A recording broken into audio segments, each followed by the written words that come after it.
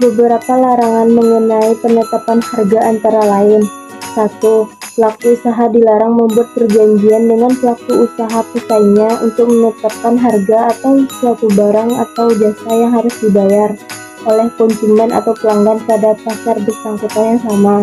2. Pelaku usaha dilarang membuat perjanjian yang mengakibatkan pembeli yang satu harus membayar dengan harga yang berbeda dari harga yang harus dibayar oleh pembeli lain untuk barang atau jasa yang sama. 3. Pelaku usaha dilarang membuat perjanjian dengan pelaku usaha pesaingnya untuk menetapkan harga di bawah harga pasar, yang dapat mengakibatkan terjadinya persaingan usaha tidak sehat.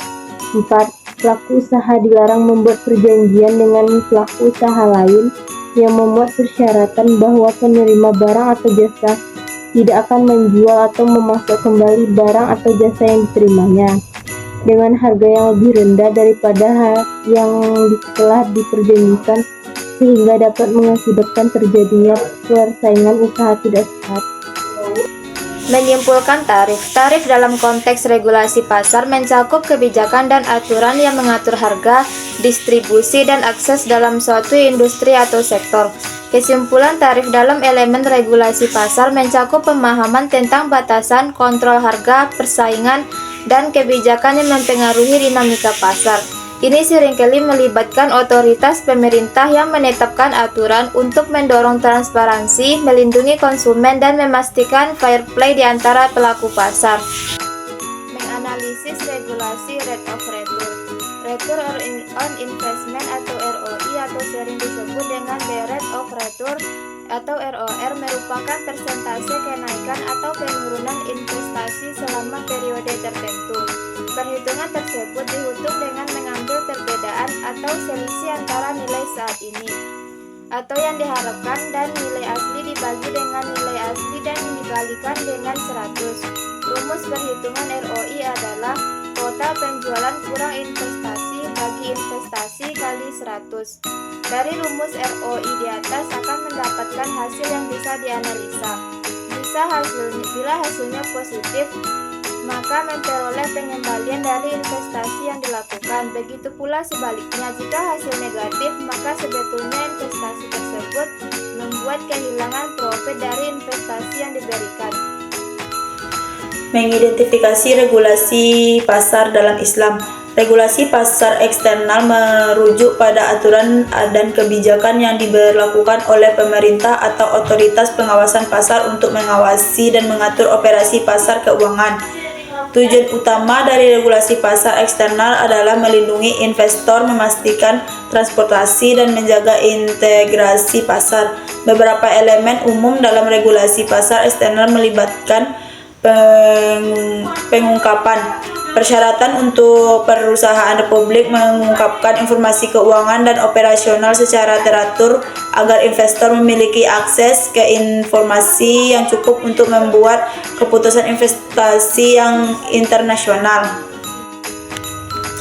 Perlindungan investor. Aturan yang dirancang untuk melindungi hak-hak investor seperti melalui regulasi terkait penipuan, insider trading, dan praktik bisnis yang tidak etis, ketertiban pasar atau market integrity. Langkah-langkah untuk memastikan integritas dan efisiensi pasar termasuk pencegahan manipulasi pasar dan memastikan adanya fair competition. Pengawasan entitas keuangan. Regulator biasanya memiliki tugas untuk mengawasi lembaga-lembaga keuangan seperti bursa efek, perusahaan sekuritas, dan lembaga keuangan lainnya untuk memastikan kepatuhan terhadap aturan dan peraturan kebijakan anti monopoli. Beberapa regulasi pasar eksternal juga bertujuan untuk mencegah dominasi pasar oleh satu atau beberapa entitas untuk menjaga persaingan yang sehat. Regulasi pasar eksternal menciptakan kerangka kerja yang diperlukan untuk menjaga kestabilan dan keadilan dalam ekosistem keuangan. Mengidentifikasi mengapa pasar gagal. Yang pertama, kegagalan pasar adalah ketidakmampuan perekonomian suatu pasar untuk berfungsi secara efisien dalam pertumbuhan ekonomi. Amiruddin Idris dalam buku Ekonomi Publik 2018 mengatakan terdapat beberapa faktor kegagalan pasar, yaitu adanya barang publik. Barang publik memberikan manfaat kolektif pada anggota masyarakat, sehingga sebagian besar kasus orang tidak bisa dicegah untuk turut serta menerima manfaatnya. Yang kedua, monopoli alamiah. Ada beberapa jenis barang yang hanya diproduksi oleh satu produsen saja, meski pemerintah sudah menghapus monopoli satu industri. Persaingan antara produsen akan menyebabkan monopoli. Yang ketiga, eksternalitas adalah biaya atau manfaat yang ditimpakan maupun diberikan pada suatu individual atau kelompok yang berada di luar suatu transaksi. Jika biaya atau manfaat sosial itu diabaikan, keputusan rumah tangga maupun perusahaan cenderung keliru atau inefisien. Mengidentifikasi pasar regulasi monopoli. Pasar yang diatur dengan regulasi monopoli biasanya melibatkan keterlibatan pemerintah untuk mencegah dominasi tunggal dalam industri tertentu. Regulasi ini dapat mencakup pembatas suatu pasar, pengawasan harga, dan langkah-langkah untuk mendorong persaingan sehat. Tujuannya adalah untuk melindungi konsumen dan mencegah praktik bisnis yang merugikan pesaing. Dalam konteks ekonomi manajerial, regulasi monopoli mengacu pada upaya pemerintah untuk mengelola atau mengendalikan kekuatan pasar yang dominan oleh satu perusahaan.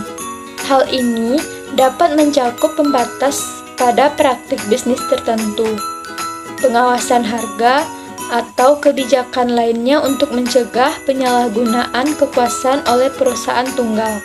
Tujuan tetap sama, yaitu untuk memastikan persaingan yang sehat dan melindungi kepentingan konsumen serta pesaing. Dalam ekonomi manajerial, regulasi semacam itu dapat mempengaruhi strategi bisnis dan pengelolaan perusahaan agar sesuai dengan aturan yang ditetapkan.